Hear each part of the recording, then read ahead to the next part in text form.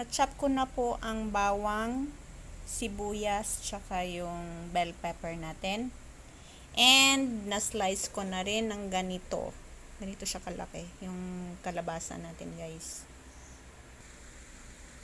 Yung kalabasa, guys, ganito lang siya kalaki. Huwag masyadong makapal kasi baka hindi maluto siya agad-agad kung makapal. So, ganito lang siya kanipis. Ayan. So, gagawin po natin is, lagyan natin siya ng slice, hatiin natin siya dito. But make sure na hindi siya all the way kasi pag dito natin ilalagay yung filling mamaya. So, dapat para siyang libro na nakaganito lang, nakabuka lang dito. So, slice ng ganito. Careful lang, baka mag-slide. O, masugatan pa tayo. Ayan. So, hati lang siya ng konti. Ayan, diba? Ganyan lang siya. Ayan. Nagtira lang ako ng dalawa para makita niyo kung paano ko siya ginawa. Ayan. Okay. Ready na? So, next step na tayo. Ready na tayo for the next step. Ready na ito.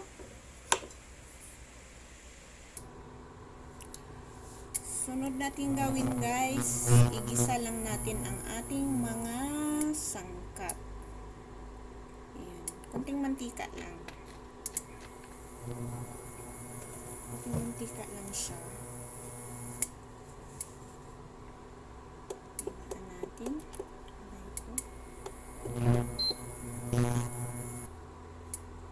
Madali lang to siya, guys.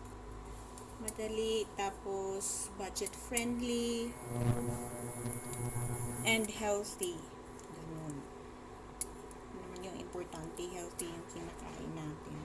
Medyo maano lang siyang gawin, yung mapabaho ng konti, pero simpleng-simple lang.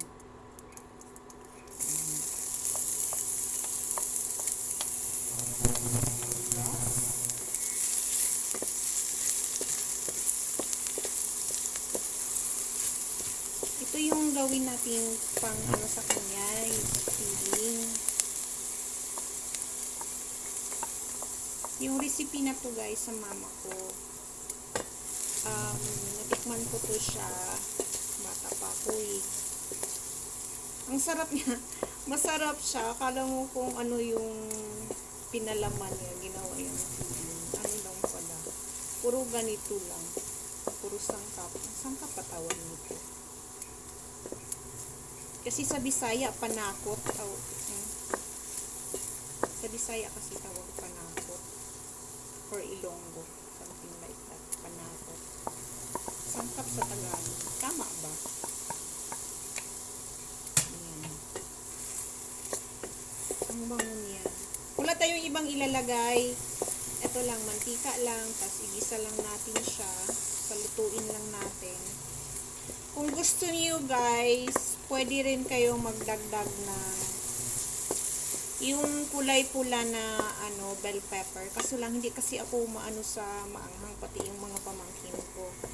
Kaya green lang yung hinalo ko dito para hindi maanghang. Wala akong tolerance sa sa maanghang, sa spicy food. Kumakain ako ng spicy food, pero kunti lang, tikim-tikim lang. Pero kung masyado na siyang maanghang, hindi ko carry. Hindi carry bells ni Mayo ang maanghang ng mga pagkain. Kaya, yun. Lutuin lang natin to siya. Keep stirring lang po. Hanggang sa maluto yung mga panakot natin.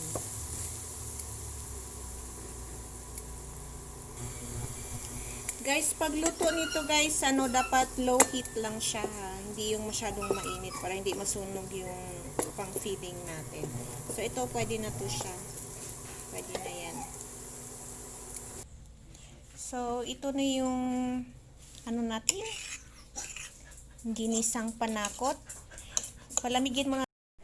So, ito na yung pang feeding natin, guys. I-set aside muna natin to, medyo mainit pa. So, while pinapalamig natin yan, gawin muna natin itong parang pang dip natin. So, i-crack na natin itong egg. Isang egg lang is enough.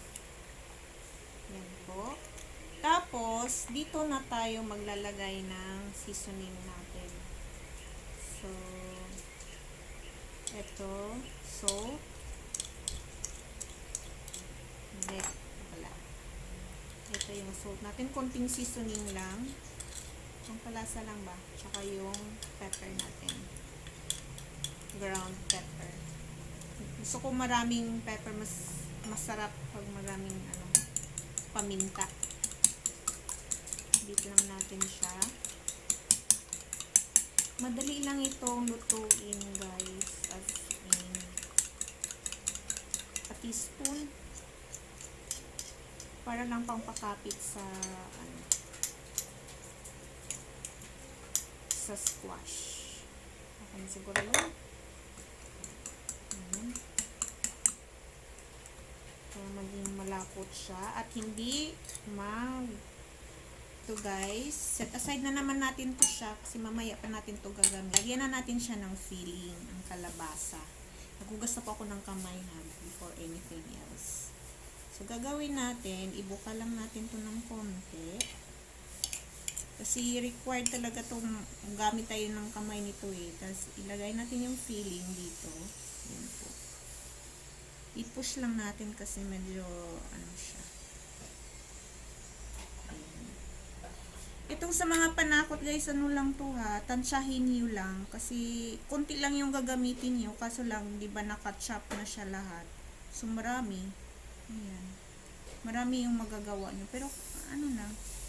Depende na rin sa dami ng kalabasa ninyo. Ayan. So, ganito lang po gagawin niyo. Ayan po. Ayan, nasa loob na siya. So, lagay natin siya dyan. Madali lang. Magtrabaho lang siya ng konti. Madali, pero magtrabaho. So, tinanong ko kasi si mamang paano siya gawin. Depende na sa inyo kasi 'di ba may kalabasa din na yung pag-slice ba maliit. Ayan, ganito lang. Okay lang siya dyan. Masarap to guys, promise. Sarap to siya. Hindi kasi kami nawawala ng gulay talaga. Bata pa kami, sanay na kami sa gulay. Lalo na mga ganito. Ay. Tsaka tipid na rin siya. Lalo na sa panahon ngayon. Nagtitipid tayo at hindi natin alam kung anong kakainin, anong uulamin. Kaya ganito. Naisipan ko lang i-share. Diba? Sana magustuhan niyo pag i-try niyo. I-try niyo guys.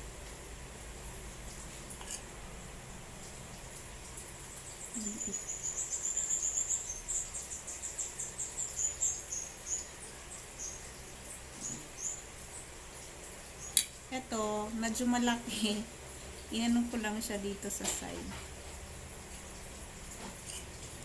Parang sobra ata itong pang feeling ko eh. Walang pork, walang kung ano-anong hinalo ko dito. Puro gulay lang talaga to siya. Kaya napaka-healthy. At masarap. Masarap na masarap. Damihan natin. Kaya yung itlog guys nilagyan ng cornstarch. Para di ba ganito siya. Para hindi magsilabasan mamaya pag dito yung laman. Ito na po lahat guys. So tapos na. Nalagyan ko na yan ng filling lahat. Nalagyan ko na ng palaman. So next step, ipiprito na natin siya. Ito na yon. Dip natin siya dito sa ating egg na binatik kanina. Ayan po, mga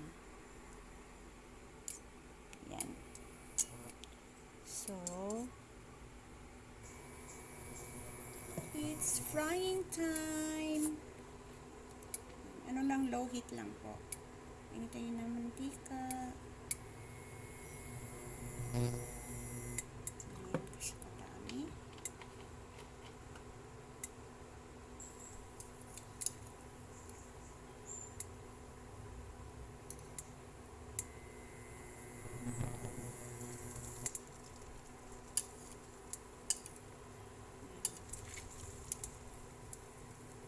Mahirap na pag masunog, mapait.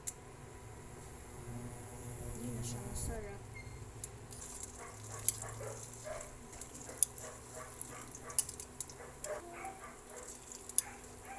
Very tasty ito, promise po. Sila yung taga-tikim. Siguro guys, yung tansya ko lang sa pagluto nito. Mga 2 to 3 minutes, matagal na yun eh. Mga 2 minutes siguro, bawat side. Kasi 'di ba, manipis lang yun dapat pag slice. Para madali siyang maluto. Kasi pag makapal, matagal maluto, masusunog siya. Ayan, ang bango niya kasi may itlog. Ang bango. Ito makapal ito. Lutuin natin yan siya. Ayan. Dapat hindi siya crowded para mabilis maluto.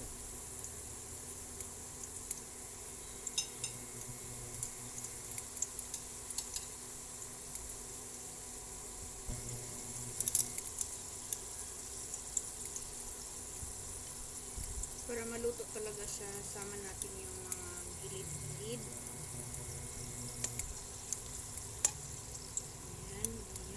Ipapatayo natin siya. Para sure na sure.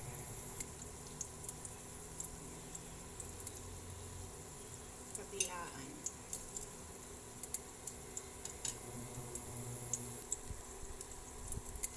Ayan guys. Itong isa nabaliktad ko na yan.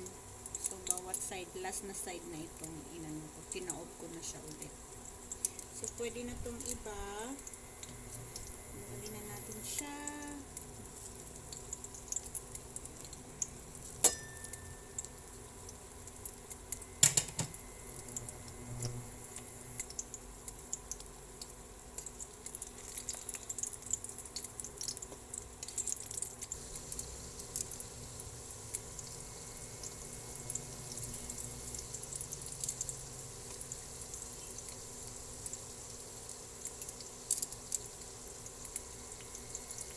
Lambot ng kalabasa guys.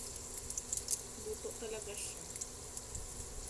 Kaya dapat manipis lang yung pag-slice sa kalabasa.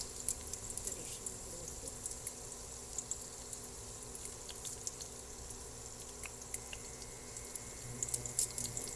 Ayan. Ito talaga ito.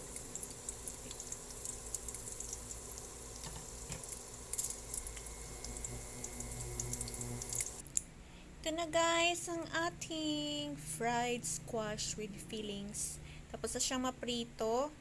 So, i-dip natin siya sa mayonnaise. Or pwede rin mayonnaise with ketchup. Or ketchup lang. Naubusan na kami ng ketchup kaya mayonnaise na lang. Yan po. Tikman natin. Init-init pa po. Sarap. Masarap po siya. Ayan pa yung loob niya.